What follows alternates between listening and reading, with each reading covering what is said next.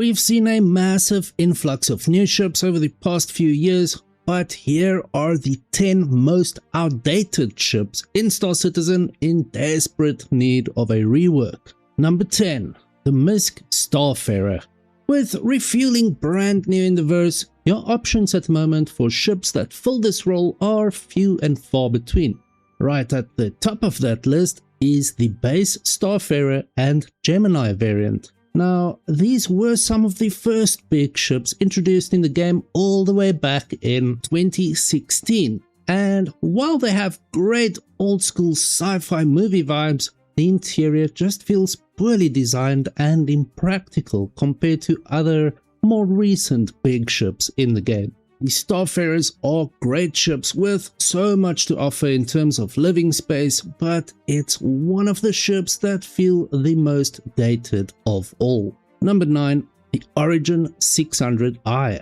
For years we've been promised a 600i rework that's said to include medical facilities and a master armory, but it keeps being pushed back in favor of new ships constantly being released. Now, whether it's the Explorer or Touring variant, I absolutely love them both. The interiors are great, but there's a ton of wasted space just waiting to be filled with these new additions. When that will happen though, nobody knows. It's been talked about for years, but every time it feels like we're getting close to getting a 600i gold standard, something else pops up.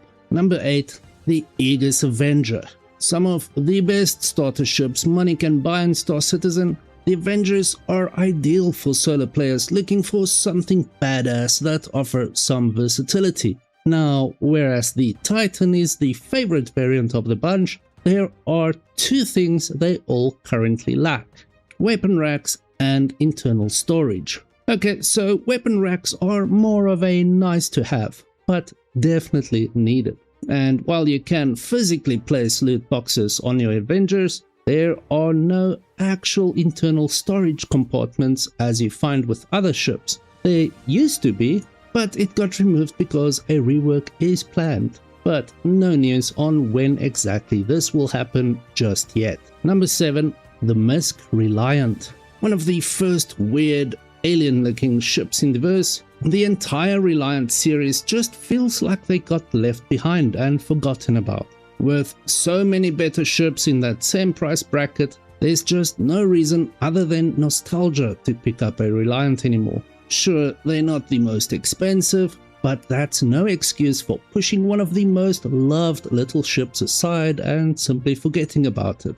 It has a bit of a cult-like following, and I don't think CIG realizes how much certain players will appreciate a proper rework to make things slightly more competitive for these ships. Number 6. The Origin 300 series. I can't stress enough how much I love these ships. From the 300i and 315p to the 325a and 350r, they all have one thing in common: speed. Though these days, that's simply not enough for what I feel is the Porsche of small ships in Star Citizen. They're squishy, not really maneuverable enough to fight back, and if they could, even the 325A Interceptor feels like it's lacking that something. Is it just me?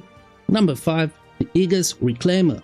Now, I'm sure many are aware that they did update the Reclaimer recently, giving it pilot-controlled guns and PDC turrets to fend off those annoying small fighters. And honestly, I think it's better than ever before. But it's still not the gold standard pass players are yearning for to keep up with all the new gameplay changes. Though I reckon we'll probably get a refueling ship bigger than the Starfarers before this happens. Of course, that's pure speculation on my part. Number 4. Crusader's Mercury Star Runner. The MSR is loved by many for its size and versatility, even though its official role, which is data running, is not in-game yet. Common complaints with the MSR are not so much its poor handling or firepower, but the interior. You see, now while those small internal crawl spaces are nice in theory, Assuming you get boarded and have a crew ready to defend, it's just a complete waste of space. There's also the matter of the entry point to the ship being seen as more of a choke point than anything else. It's in much need of a rework all round if you ask me, as it's currently not a ship I'd ever recommend to anyone as it currently is. Number 3. The RSI Constellation. The first big flagship that was being sold all the way back when Star Citizen just launched. I remember being a very poor, struggling space nerd in my late 20s just staring at the JPEGs, fantasizing about owning one of these someday. Fast forward to 2026, I've flown and loved them all. And while they used to be fantastic, they're extremely outdated, not just in terms of its internal look and layout, but issues just seem to be piling up with every patch. From the main cargo ramp simply opening up when you sneeze mid-fight, ejecting everything you took 30 minutes to load for no reason, or having your engines disabled when you get hit with a size 1 missile. It's just a mess at the moment. Personally, I just want those visible missiles at the back on the sides of the cargo bay to actually empty or move, instead of just being objects that are nice to look at. Number 2. The MISC Freelancer. Great ships that just aren't getting the love they deserve are the Freelancers, and for good reason. You see, they face the same issues as the Connies and Starfarers, being that the interiors are simply outdated. Not only does the Freelancer feel extremely claustrophobic with a crew, but have a middle cargo section that serves no purpose and a rear turret that blocks the rear entryway. I'd much rather have CRG move that turret to that empty room in the middle instead of right at the back, or just get it out of the way. There's just no reason to pick a Freelancer over the newer, better ships in that same price range anymore. Number 1. The Aegis Vanguard. I put this one last because it's probably the line of ships I want CRG to bring up to scratch the most. The Harbinger was my first heavy fighter in the game years ago before getting a Sentinel. They were awesome and so deadly, but those days are gone.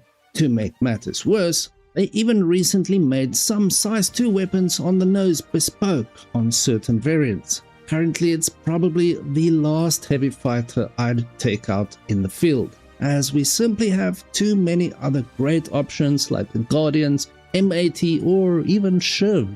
The Vanguards just got left behind and are in desperate need of a rework to make them competitive again. Be sure to watch the video in the corner next and let us know in the comments what you think. Which ships in Star Citizen do you feel need a rework the most and why?